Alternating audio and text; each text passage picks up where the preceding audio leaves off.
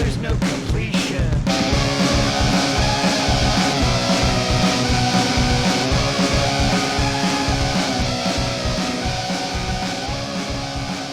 Hello and welcome to episode 170 of the Two Consoles Too Late podcast. I'm the host, Jackson Keebler, and I am Two Consoles Too Late. What does that mean?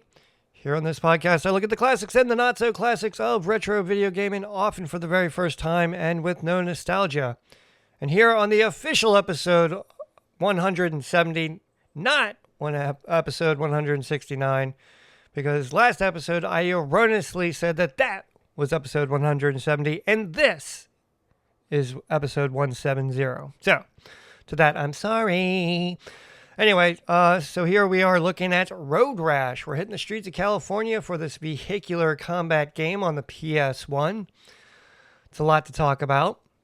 We're also going to do some going long. Not much to talk about there. We're also going to do an extended stick-it, because there's some stuff on the interwebs that's really got my goat, as it were. And let's see here. Over on the Kitty Lunch Hour, there's lots to talk about on the Kitty Lunch Hour. And we're going to do some auction alert and see what's out there on the Shop Goodwills. Lot to talk about. Lots of fun to be had. Let's go. Going long. It is going long. Looking long. Going long. It is going long. Looking long.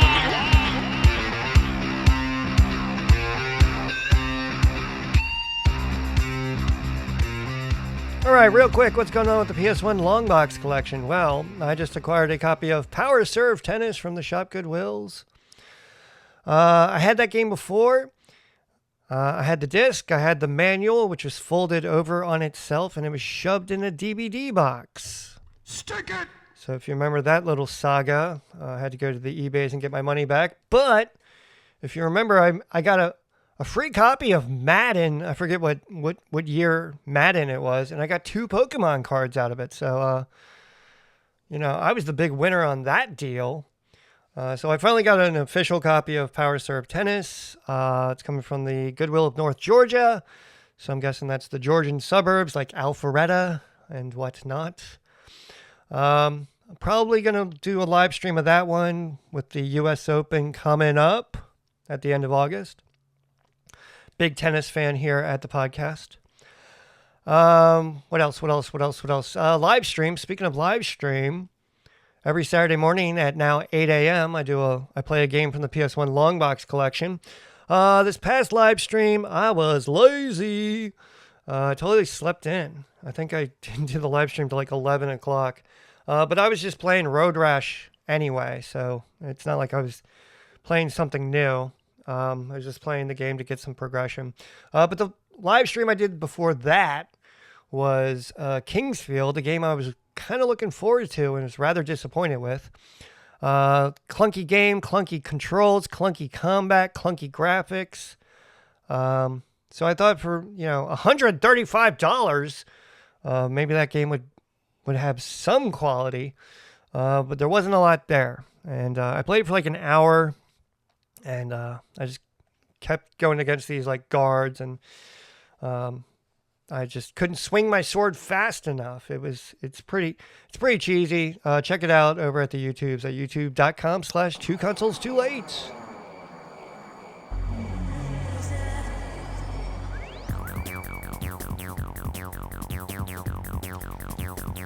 All right, kids. I got a little something I got to get off my chest, and I decided to cue up some music from Wipeout. This is a classic track from another vehicular combat game that I so adored so much that it became Game of the Year.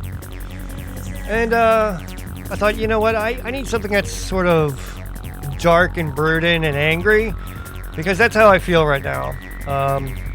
With a lot of you content creators out there. First off, just shame on you. All right? Creating this FOMO for PS3 games that, oh my god, the prices are rising because the store's closing and they're not going to make physical discs. Shut the fuck up. Stick it. Okay? Prices are not going anywhere for these games.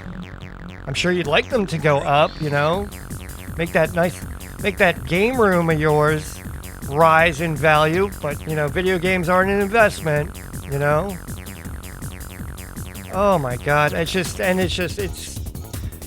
isn't stopping. I saw an internet comment the other day, like, somebody was talking about Metroid Other M, like, with, the rise in price of PS3 games, do you think the Wii library is going to do the same? Fuck no.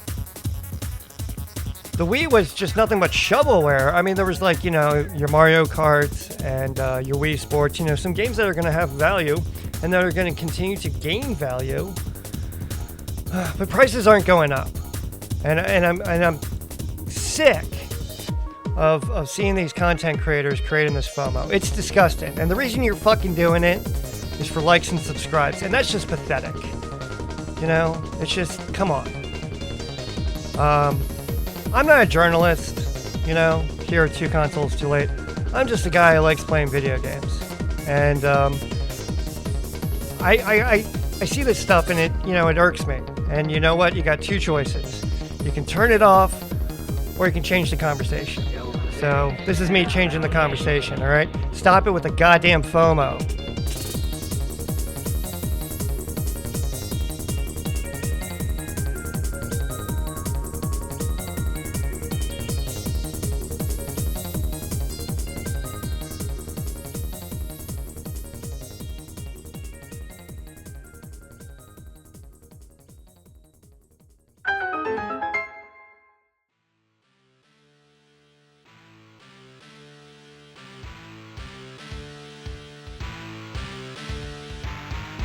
All right, after that little rant, now I just want to get on a motorcycle and go beat the shit out of someone. Which is why Road Rash is so good, because it's kind of cathartic like that, You just, not a lot of thought there. You just sort of hop in your bike and just go beat 14 other riders. All right, Road Rash. We are talking about Road Rash, the 32-bit, so that includes the 3DO, PS1, and the Sega Saturn. I'm not talking about the Sega Genesis version. Or any sequels therein. We're simply talking about Road Rash 32-bit, and this is a long box game. So that's kind of how I came to it. I don't know the exact process of how I was like, you know what, I'm going to talk about Road Rash. I was listening to something in like another podcast. I don't think they were even talking about Road Rash. It just sort of popped in my head. And I was like, you know what, I kind of remember liking that, and you know what, I'm going to do a pod on it.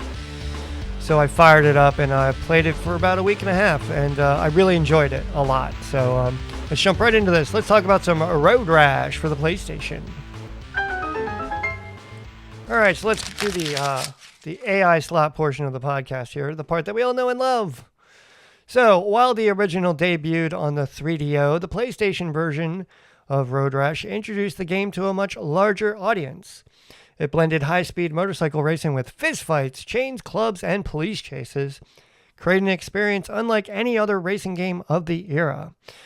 Now, once again, I'm talking about Road Rash 32-bit. All right, I'm not talking about the Sega Genesis. All right, it was already firmly established over on the Sega Genesis. People knew Road Rash over there, but on these modern consoles, they hadn't seen a Road Rash quite like this one. So it first came out on the 3DO thanks to Mr. Trip Hawkins and Electronic Arts. And I'll talk a little bit about the 3DO version down the line. What is the history of Road Rash 32-bit? Well, Electronic Arts had already found success with the Road Rash series on the Sega Genesis, but the 1994 3DO release reinvented the franchise with texture-mapped 3D environments, live-action, full-motion video, and a licensed grunge soundtrack. We're going to talk about that wonderful soundtrack here in a bit. The PlayStation version was developed by Buzz Puppet Productions and was released in North America in late 1995, and it faithfully brought the experience to Sony's new console. For many players, this was their first exposure to the Road Rash formula. All right, let's talk about some of that gameplay. The objective of Road Rash is very simple, has and always will be. Finish near the front of the pack, which means podium, which means first, second, or third. Finish near the front of the pack, earn prize money, and then buy faster motorcycles. All right. But actually getting there is another story. You'll have to weave through traffic, avoid oil slicks, which in my experience, I never once had any problem with oil slicks, which looked more like puddles of water. Dodge police officers and fight off 13 other rival riders. But at the heart of Road Rash is the combat. Punches and kicks can knock opponents off their bikes, while clubs, chains, and police batons often offer even more destructive options. And with a well-timed punch of a weapon-wielding rider, you can steal their weapon. And this is something I didn't find out until like level 3. And when I did, oh my god, it's like I turned water into wine. Now in the game, there are 8 playable characters, and there's little or no difference between them. There's some male, some female. They all appear to be anti-authoritative sorts, little quasi-punk rockin' looking people. I guess, you're part of a biker gang. I guess you gotta, look the part. So for my game, I just played as Teflon Jim. Once again, I was at starting to play the game. I was like, I wonder if you choose a certain player, if you start with a weapon. But that was not the case. You had to steal your weapons off the other riders. So once again, winning races wins you cash, which unlocks faster motorcycles, and even more difficult events across 5 increasingly challenging levels that take place in California. And those 5 different levels are, within the levels, there's 5 tracks. And those tracks are The City, Sierra Nevada, Peninsula, Napa Valley, and Pacific Highway. I wanted to say Pac Highway. Make it sound like I'm from California, right? So those are your 5 different tracks within the levels.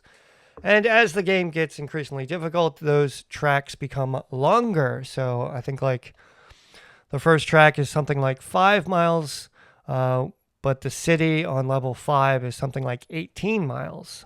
So it becomes a bit of an endurance race here in Road Rash. Graphically, in 1995, Road Rash looked impressive. In 1995, okay, 30 years ago, you had rolling hills, changing elevations, roadside scenery, and the large open environments helped create an incredible sense of speed within the game. The motorcycles themselves were sprite-based, while the world was rendered in 3D, which was a common technique during the transition to polygonal gaming.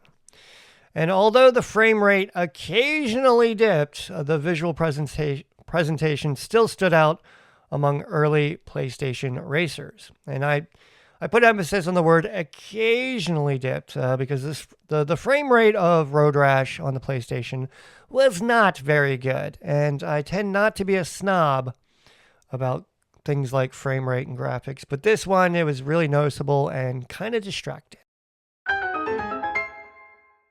One of Road Rash's biggest strengths was its soundtrack. It had a licensed alternative rock music soundtrack that perfectly captured the mid-1990s atmosphere and gave the game a rebellious energy. So they're riding the grunge wave. A lot of everything was trying to bring grunge into the fold, to enhance their marketing. And so here we have a video game that features some alternative rock music. Most notably Soundgarden, they were on there. And a band, the other bands I don't really remember. But when grunge came out, I was like 12, so I wasn't really kind of into music yet. I was just kind of starting to get into music. But, for me, it was just mostly, Soundgarden, Nirvana, Pearl Jam, and maybe Alice in Chains. Anyway, but this band Hammerbox, they're in there. I reached out to the singer of Hammerbox on Instagram, but she did not return my request to appear on the podcast to talk about, Road Rash and, being in a band and getting on the soundtrack and whatnot. So anyway, you've got this licensed alternative rock music soundtrack that is some early grunge bands. I jam the tunes here, but I would get dinged for copyright infringement. When I was live streaming Road Rash, I did a couple live streams. I did 2 or 3. I got like an email from YouTube saying, okay, by the way, your video is being partially blocked in like certain countries because of copyright infringement. And it was because of this licensed alternative rock music soundtrack. And the songs aren't bad, but they're not great. But once again, they were using grunge just to sort of make the game more edgy and whatnot, which, like I said, a lot of people were doing at the time. But the sounds of Road Rash, the engine sounds, the crashes, and the impacts, kind of made every collision feel a little bit satisfying, while the FMV sequences between the race gave the game a bit of personality and humor, and it didn't really interrupt the action too much. There was 25 minutes of cutscenes in Road Rash. I found a video on the YouTubes that showed all the cutscenes from Road Rash. And I'm going to talk about those in a little bit. But, given the production quality, they were actually pretty good. The difficulty of Road Rash. Was it difficult? Yes and no. Road Rash rewards aggressive but controlled riding. If you attacked every opponent, you'd often crash. But if you raced too cautiously and, tried not to wipe out, you would fall behind. So you had to learn when to fight and when to simply focus on the racing. Kind of became essential during the later stages, where, you have faster opponents and heavier traffic, which increased the challenge of the game. This is something I noticed right on from going from level 1 to level 2. There was a big jump in the difficulty, and almost to the point where like it felt like level 1 may have been somewhat of like a tutorial. Like they were kind of holding your hand, like, okay, this is what we're doing with Road Rash now. This is going to be different from the Sega Genesis. It's going to be similar to the Sega Genesis, but it's going to be different. So level 1, you kind of get a bit of a free pass, but at level 2, you're in the soup. All right, so what did I think of Road Rash here at 2 Consoles Too Late? Well, you can check out my typewritten notes over at the Patreon at patreon.com/2consoles2late, where I put my random thoughts onto a typewriter. And, it's sort of many and varied. But before I kind of got into my impressions of the game, I wanted to read the lawyer's blurb in the manual just because I thought it was kind of interesting. This is at the beginning of the manual before it talks about anything about the game. We hope you find Road Rash as entertaining as we do. Games are a great way to act out fantasies in a virtual environment where no one gets hurt. The game is meant for entertainment purposes only. Events in the game and in the video are fantasy and are not meant to model reality in any way. In the real world, if you run from the police, you go to jail. If you fall off your bike, you might not get back up. There's only one place for racing, a closed-circuit racetrack. There's only one way to ride, within the limits of your abilities and with full protective gear. Use your head. So for me, this is kind of, I guess, a first here at 2 Consoles Too Late. I actually took issue with the game's rating. Road Rash on the PlayStation is rated for kids and adults, and that's ages 6 and up. And that really surprised me, because it's a game where you're in a rowdy motorcycle gang. You're shown drinking beer in the FMV videos, and you're engaging in open acts of violence against the police. And in one of the menus, there's like a condom ad in the background. And I just thought that this game should not have been rated for kids and adults, maybe like teens and above. But ages 6 and above, I just thought was a little too lenient. And once again, it's just one of the first times I looked at the rating of a game and actually thought, you know what, that's wrong. But once again, I thought the FMV video cutscenes, I thought they had really good production value. And they were directed by Rod Gross. I did a search on the interwebs to see, possibly if he could come on the podcast, but I couldn't find any contact information.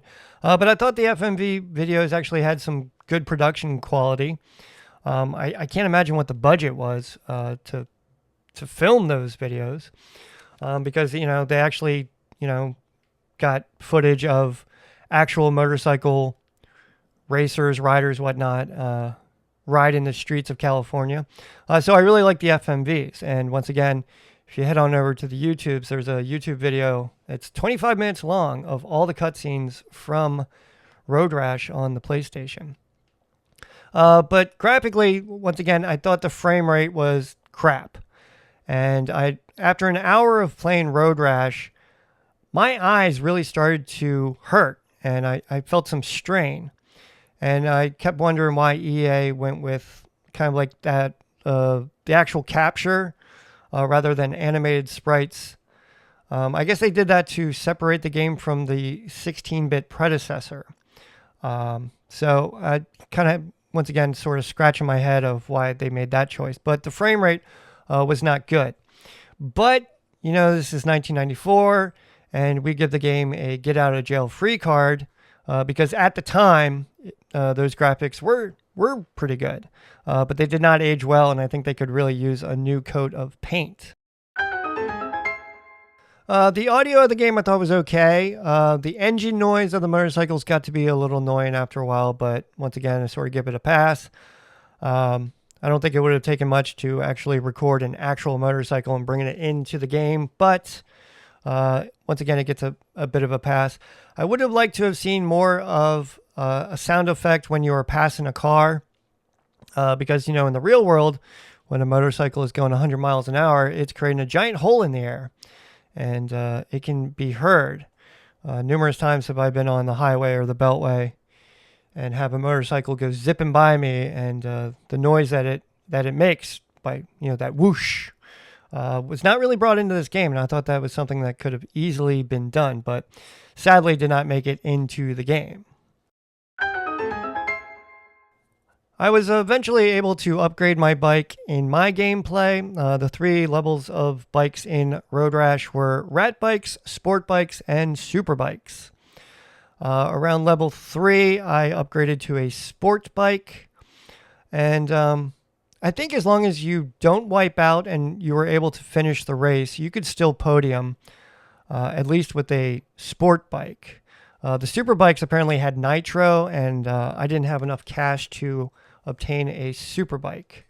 But it was around level 3 on the Sierra Nevada track where I started to get passed by faster bikes, and I started to realize that I was going to need a faster bike. So I forget what model I got, but it was a sport bike and not a super bike. The combat was pretty simple. However, I didn't realize that until level 3 that if you placed a well-timed punch on a fellow racing rider, you could grab the weapon out of their hand. And that was a game changer, literally. Because you could grab either the policeman's club, one of the other racers had just a basic club, and the chain. And when it comes to the 3 weapons choices of Road Rash, I'd have to go with the chain because it brought bikers down faster. However, you got in fewer hits, I noticed, in the combat. But then the combat would become distracting because you'd be trying to take down another biker, and then you would crash into a passing car or wipe out completely. So once again, you had to sort of blend actual driving with the combat of Road Rash. And me being somewhat of a car guy, I had to notice what kind of cars I was passing on the tracks of Road Rash. So in no particular order, these are the cars that I noticed. It looks like they just kind of took like a picture of some of these cars and just sort of digitized them and put them into polygonal form in Road Rash. So the cars that I identified were the Mazda Miata, the Chevy Astro van, which was actually built here in Baltimore, a Porsche 911, a VW Golf, a Saab 900. I don't think it was a turbo. What looked to be a Toyota Tercel or some sort of econo box, a Chevy Corvette, and an old Silverado truck. And on the city courses, you were passing a lot of taxis, which at the time, I think were Chevy sedans, like a Caprice Classic. But I just thought that was kind of interesting that you were passing taxis, because taxis in the days of Uber and Lyft are kind of no more. Once again, those good old save states allowed me to hold on to my loot, because if you crashed, you had to pay for the repairs to your bike, or if you were abducted and arrested by the police, you had to pay the fine, which is usually, as the difficulty got more and more, the fines would go up and up and up. It was something like $1,200. So whenever I crashed or was arrested, I would just go back to my save state. So I think I built up to like $18,000. But once again, I didn't upgrade my bike. Once I did my first upgrade, I didn't go up to a super bike.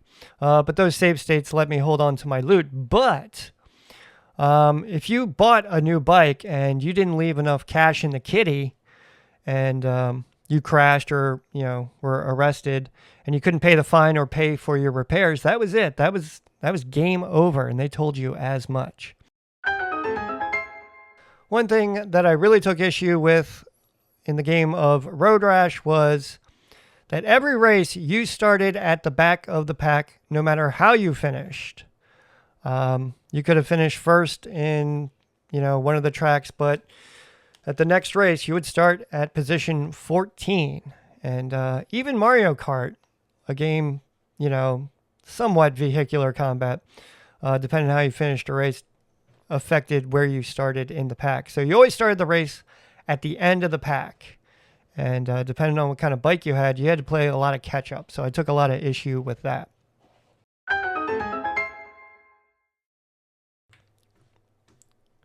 All right, so does Road Rash hold up here at Two Consoles Too Late in 2026? Yes.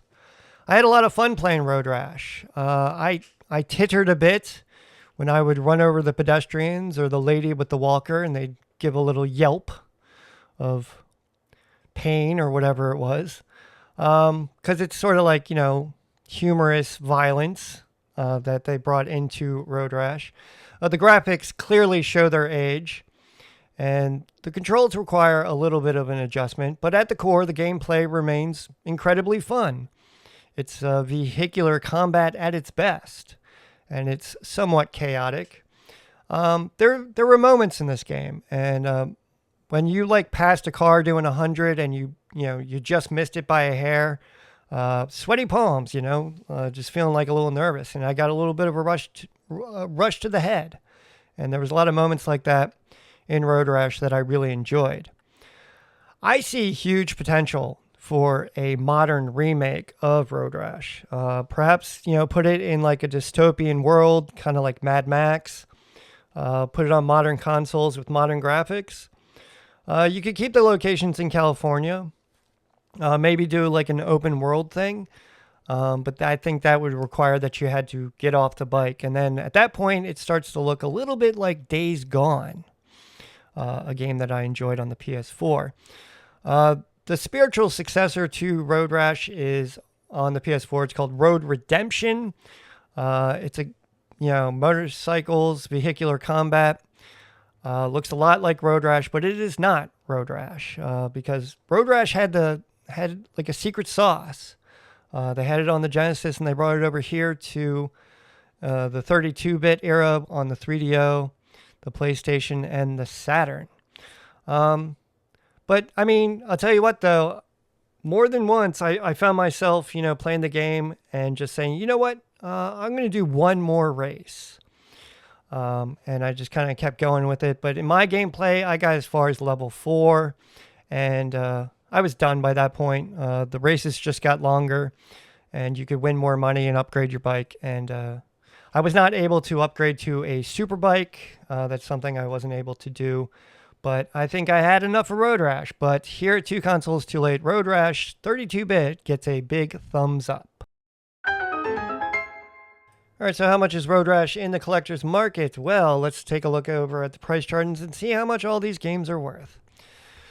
The long box version of Road Rash is $50.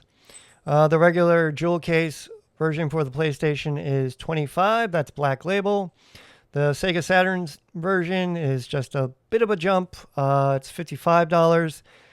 The Sega CD version is $82, but apparently the Sega CD version is kind of crap, and basically I think they just ported Road Rash 3 over to Sega CD.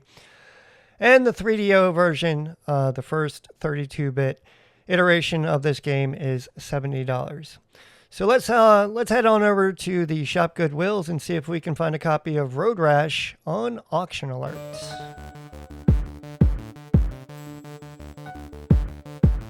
Auction alert.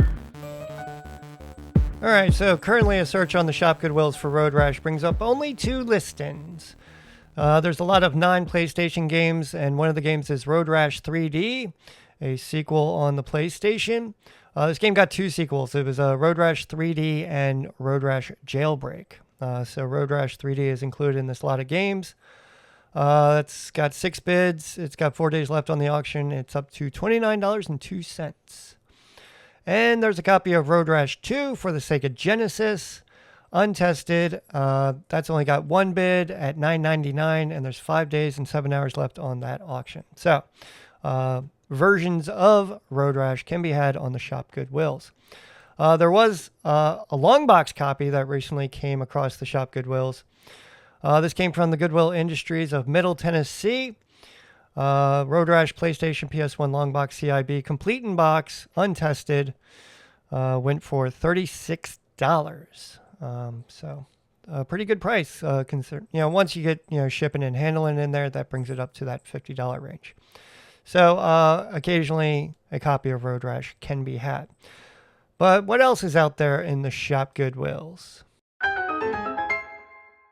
All right, first on Auction Alert, we have a Sega Dreamcast Sports Edition Black Console bundled 2 controllers and 1 game it is tested. However, there's actually 4 games. It's Tom Clancy's Rainbow Six, NBA 2K, NFL 2K, and the web browser disc. It's not a game. So it actually comes with 3 games. I actually have Rainbow Six for the Dreamcast, and that's another story. But anyway, this is coming from the Goodwill of Greater Detroit. It's got 28 bids. It's up to $220. And there's 10 hours left on this auction at the time of this recording. I'm always keeping my eye on these the Dreamcast Sports Editions because that's the one I have. And of course, I just want the value to keep going up and up and up, just like PS3 games. All right, but there's a couple long box games on Auction Alert we got to talk about. NBA Live 96, like I said, this is coming from the Goodwill Industries of Eastern Nebraska and Southwest Iowa. That's sort of a weird blend of Goodwill districts or whatnot. Anyway, copy of NBA Live 96 with 1 cent shipping. It's got 0 bids. It's at $20, so I'm keeping my eye on that. A copy of XCOM UFO Defense is coming from the Goodwill Industries of San Antonio. 0 bids at $25. Once again, Shop Goodwill is, drinking the Kool-Aid, and they're just pricing things way higher than they should be. Come on, let the market decide. We got a copy of Doom. That's coming from the Goodwill Industries of the Summit. I don't know where that is. This is untested. It's got 2 bids. It's up to $61. Keeping my eye on that. Probably going to pass on that one. And we got a copy of Fatal Frame Crimson Butterfly coming once again from the Goodwill Industries of San Antonio. That's got 5 bids. That's up to $81. And I'm sure that's just going to go up and up and up. I played the original Fatal Frame. I have Fatal Frame 2 Crimson Butterfly on my hacked PS2. So I do not want a physical copy of that. But coming from the Goodwill Industries of the Gulf Coast is a lot of 8 PlayStation games, and one of them is a PS1 long box game, and it is Striker 96. And I'm not sure if people realize this. It's sealed. And that game sealed doesn't go for much. It's like $50. But to see a sealed long box game was pretty interesting. I put a max bid of 50 on this, and that's where it's at right now with 5 bids. So I'm probably going to lose this auction. I'm probably not going to care, but I just thought it was interesting to see a sealed PS1 long box game on the shop Goodwills. And last but not least, let's talk about a couple of sold listings. I recently talked about Castlevania: The Lament of Innocence on the PS2. A copy sold on the shop Goodwills coming from the Wabash Valley Goodwill.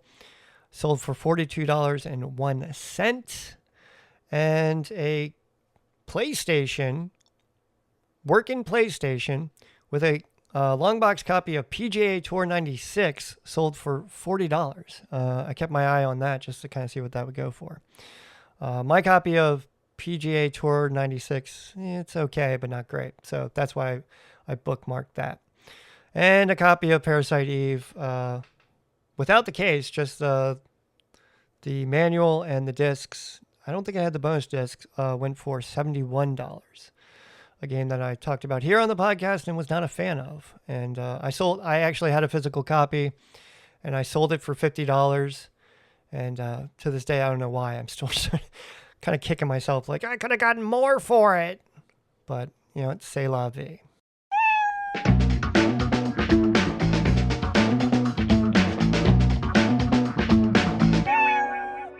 The Kitty Lunch Hour. So, what am I doing? What am I buying? What am I playing? What's going on? A lot to talk about. August 6th, last week, was the 40th anniversary of Metroid. And upon seeing that, I decided, you know what? I had the day off. I got nothing going on. I put up the green screen and I did a playthrough of the original Metroid. You can check it out on the YouTubes at youtube.com/2consoles2late. And I finished it, but I had 08 energy left. I mean, I defeated Mother Brain by the skin of my teeth. And it was fun to, do my annual playthrough of Metroid. And so much fun was had that I decided, you know what? I'm going to go ahead and play Super Metroid. So I did a playthrough of Super Metroid. Went for 100% completion, and I forgot one missile tank, so I got 98% completion. I know exactly where I forgot the missile tank, and I'm still kicking myself that I didn't get 100% completion. Completion time was 2 hours and 30 minutes. Not my best playthrough, so... but for the 40th anniversary, I did some live streams, and it was fun, Every year I try to play those games at least once, and yeah, I don't really like change the way I play the game. It's just sort of it's kind of relaxation for me. And this is why it's called the Kitty Lunch Hour, because my cat Olive is partaking of some kibble as I speak. I think on the last episode, I was talking about doing a video for a tech review of Sharp LCD gaming monitors. So I did a video podcast, and it's over at the YouTubes. Check it out. Just kind of like my impressions of, these Sharp LCD gaming monitors as a cheap alternative to CRTs. You can check that out over at YouTube. I'm still working on my funny little, I don't know what you want to call it, like sitcom video. Twilight Princess. Purr like a cat. I still have a lot of footage I have to get for that, and it's still in the works. I just haven't put a lot of work into those. But lots of events coming up here for 2 Consoles Too Late. Next week, there's a convention up in Harrisburg, PA, called the 4-State Comic-Con. I might be doing a panel up there on retro video gaming and podcasting. So I might make the trip up 83 and go jazz retro gaming up in the capital of Pennsylvania. And Labor Day weekend, that Saturday at 1 o'clock, I will be at Game & Geek, talking about retro video gaming and podcasting. So lots of events. And that first week of September, I'm also going to be, I think, appearing on another podcast, talk about video game collecting. So I'm going to talk about, collecting the PS1 long box collection and my impressions of the video game collecting market. Because, once again, this PS3 FOMO thing is kind of getting a little ridiculous. So anyway, lots of fingers and lots of pies here at Two Consoles Too Late.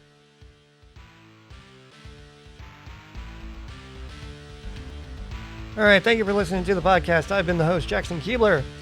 You can check me out on the interwebs. Just go to Google and type in Two Consoles Too Late, and there I will be. You can check out the Patreon at patreon.com/2consoles2late. You get all the bonus content that we all know and love.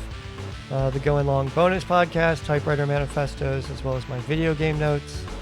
It's all there, and it's all free. And if you decide to support the podcast, I'll send you all the goodies, including a Miracle of Safe States magnet. I'm going to get out of here. I'm going to Ocean City to unload the Atari Jaguar collection. I think I finally have a seller for this thing, so I think I found it a good home. But as always, have a good one. I love you, and goodbye. But the sound of Road Rash, radishes, Road Radish. A high-speed race where vegetables take to the streets and try to kill each other. I think I'm onto something here. So in summation, does Road Rash hold up today in 2026? Jesus Christ, it's too early for the kitty lunch hour. All right, here we go. So how much is Road Rash worth? Okay, when I talk, that doesn't mean you jump.